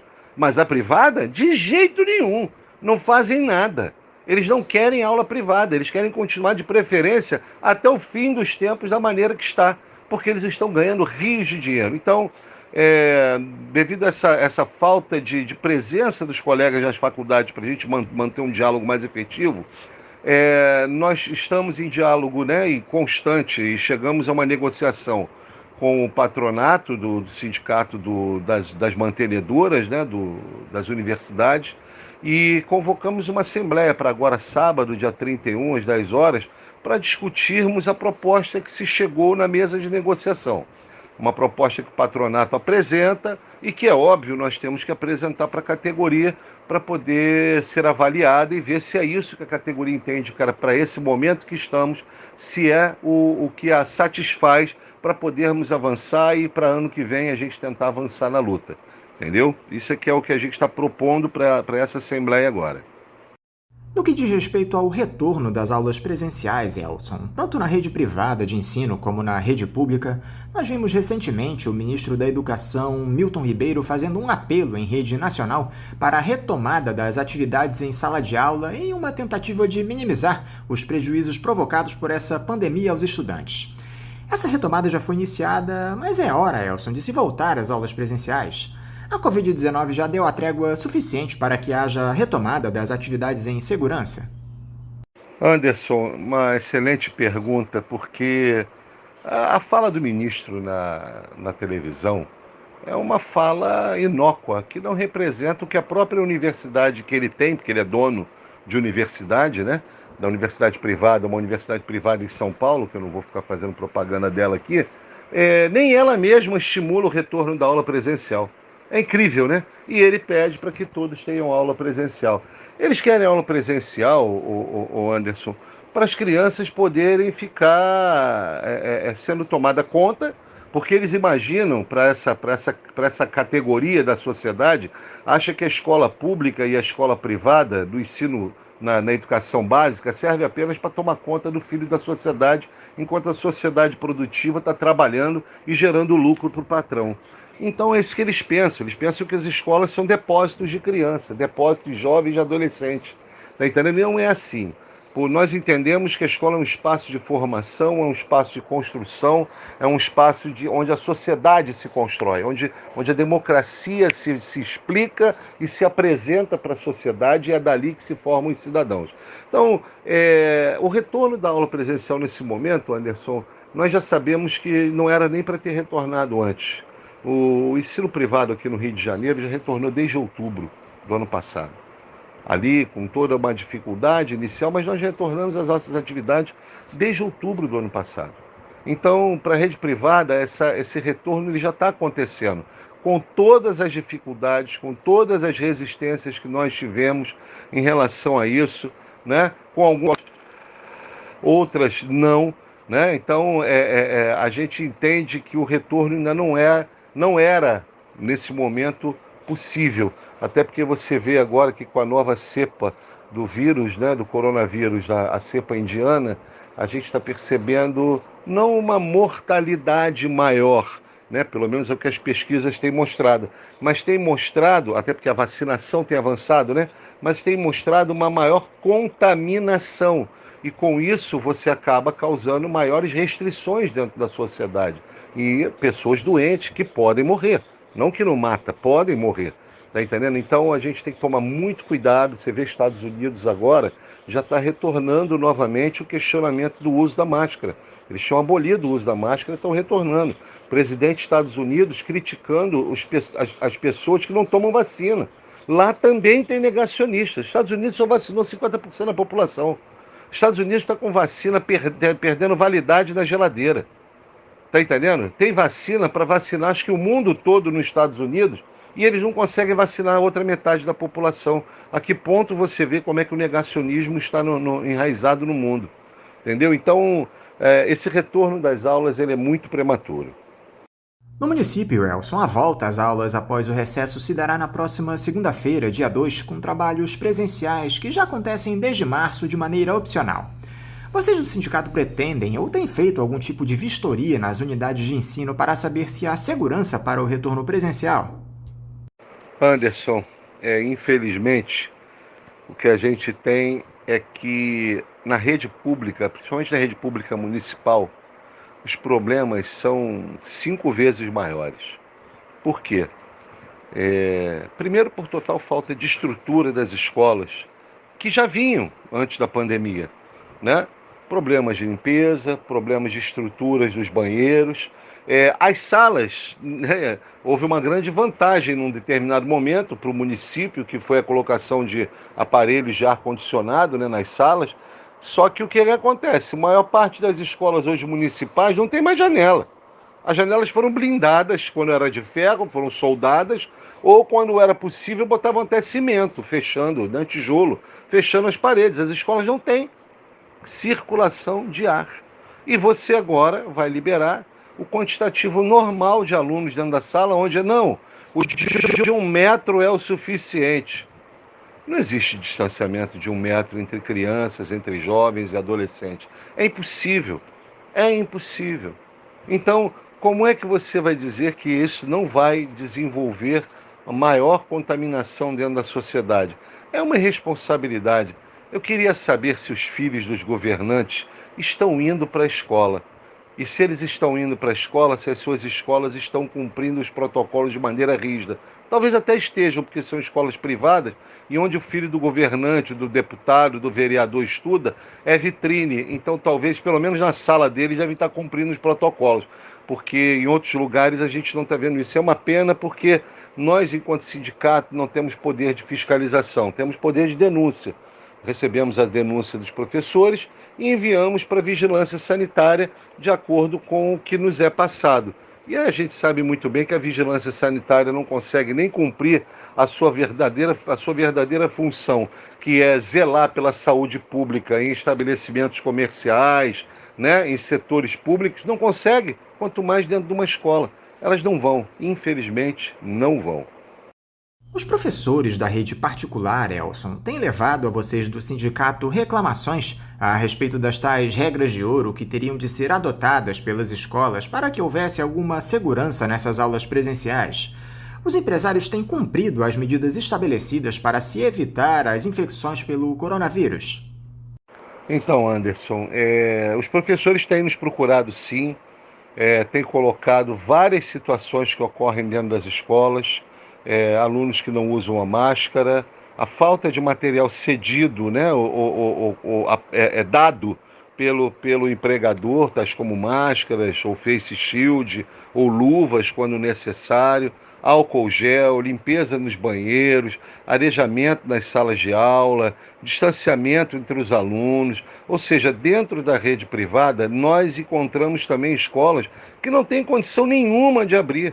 Nós sabemos muito bem que existem escolas do tipo AAA, né, em que os alunos eles são tratados como os clientes, né, são tratados como os consumidores que estão ali. E não deixarão de ser muito bem atendidos, né, pelo seu serviço educacional, numa ideia de que isso é que é educação, né, que a educação é uma mercadoria. Isso é errado. Então, na realidade, o que a gente observa é que a maioria das escolas não tem condição de seguir isso. E a quantidade de denúncias que nós recebemos, professores que, infelizmente, Anderson, têm falecido, né? Professores que têm sido acometidos pela Covid-19, né? Professores em situação de estresse, abandono, né? É muito grande que a gente tem visto nessa pandemia. Então, infelizmente, as escolas não estão correspondendo de maneira efetiva a esse momento que nós estamos passando. Elson, já há um planejamento para se recuperar o conteúdo perdido com todo esse tempo de pandemia no nosso país? O Simpro tem discutido com os gestores públicos e privados um calendário para que haja reposição de todo esse conteúdo que acabou ficando prejudicado pela Covid-19? Anderson e ouvintes, acreditem, não há nenhum tipo de diálogo sendo feito entre as categorias educacionais, os professores, com sejam as secretarias municipais ou secretaria estadual, ou mesmo com as escolas privadas, para se dialogar em relação à questão de como será a educação nesse pós-pandemia. Como podemos fazer toda uma, não vou dizer a palavra recuperação, mas toda uma readequação de tudo que não foi visto ou não foi feito, né, ou que não pôde ser feito de uma maneira muito plena por conta da pandemia. Uma coisa eu garanto, os professores trabalharam muito nessa pandemia, um trabalho triplicado, né, se esmeraram ao máximo e ainda se esmeram, porque hoje eles estão dando aula para alunos na escola e alunos em casa. Ou seja, as aulas híbridas estão fazendo com que os professores se esmerem ainda mais. Então, o ensino nunca parou na rede privada. Sempre ocorreu, mesmo durante a pandemia, com toda a dificuldade dos professores, utilizando seu próprio material, utilizando a sua internet, a sua luz, o seu gasto, né, para o patrão, porque acabou sendo isso, né? E agora não há nenhum debate de como isso se fará com os nossos alunos. Além do que, há todo um outro problema que está vindo por aí, que é a BNCC, que é a reforma do ensino médio, que mais uma vez, dependendo de como os governantes quiserem atuar, vai aumentar o abismo educacional no nosso país entre quem está na rede pública e quem está na rede privada. Elson, eu queria terminar te questionando a respeito desses atos que nós temos visto no país nos últimos tempos, com milhares de brasileiros indo às ruas pedindo o impeachment, a saída do Jair Bolsonaro do Palácio do Planalto. Qual é a importância desses atos para vocês, do Sindicato dos Professores? Vocês têm comparecido a essas manifestações por todo o país? Anderson, o Simpro tem participado, os professores têm participado de todos os atos que estão sendo convocados em defesa da democracia, né, em defesa da vacina, né, pedindo vacina para todos, vacina no braço, comida no prato, um auxílio emergencial de R$600, porque esse auxílio emergencial de 200 e pouco, 270 e pouco, não resolve a vida do cidadão. Então, é muito mais do que só a saída do Bolsonaro, né? Porque a saída do Bolsonaro é a manutenção de um governo que está aí. Então o que a gente quer é a saída desse governo, a saída desse projeto, que é um projeto que fale o nosso país, já está falindo o nosso país. Nosso país não avança na saúde, não avança na educação, não avança na segurança, não avança na economia, não avança na ciência e tecnologia, não avança em nenhum setor. Não há nenhum setor que tenha avançado nesse momento que não tenha sido só o setor da política que o governo faz com o Centrão, que é esse o único avanço que tem. Então, o que a gente quer na realidade com esses atos, Anderson, é que consigamos trocar esse modelo de governo que está aí. Não dá para continuar com ele mais. né? É um modelo fracassado, é um modelo que trabalha apenas para a iniciativa privada, não visa a área social, não visa os mais pobres, não olha os mais necessitados e faz com que a sociedade fique cada vez mais miserável. Você veja, o Anderson e ouvintes, a gente observar, né, pessoas na fila do osso, né? Minha avó falava, né, que quando ela veio lá do interior, né, do Espírito Santo para o Rio de Janeiro, tinha fila do osso, mas era lá no abatedouro, né, o abatedouro que tinha em Santa Cruz. Lá tinha fila do osso. Mas era uma época de quase 80 anos atrás, 70 anos atrás, uma época ainda de muita miserabilidade no nosso país, né? Um país que ainda não estava desenvolvendo, não estava desenvolvido como é hoje. Então, a miserabilidade não é que era aceitável, mas para aquele momento ela existia. Agora, hoje, nos dias de hoje, onde o homem gasta bilhões para ir à Lua, para ir ao espaço, passear 15 minutos, você ainda vê pessoas passando fome aqui no mundo, não é no Brasil, é no mundo. Então fica muito difícil, Anderson, não aceitar essa situação. Por isso que o povo tem que estar na rua, o povo agora vacinado, e esse era o grande medo do governo também, tá? Além de não querer vacinar a tempo, porque queria ganhar $1 por vacina, né? A vida da gente valia $1 de cada um. Além de querer ganhar esse dinheiro, ainda também não queria que o povo tivesse vacinado para o povo não estar na rua reclamando. Mas a gente viu isso, por exemplo, no Chile, onde não tinha vacina, não tinha nada, e o povo, no meio de uma pandemia, foi para a rua e deu uma guinada na organização do seu país, e hoje o país voltou a ter uma democracia realmente plena. Pelo menos é o que eles estão lutando lá para ter. Então, a luta nossa aqui é essa.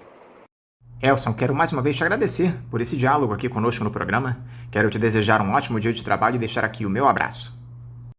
Anderson, mais uma vez agradecer a você, agradecer a todos os ouvintes que nos acompanharam, sejam eles da área da educação ou não, e ficar à disposição em qualquer momento que vocês acharem necessário, estarmos aqui de novo fazendo esclarecimentos para a categoria, para a sociedade, e debatermos temas aí da atualidade da sociedade, tá bom?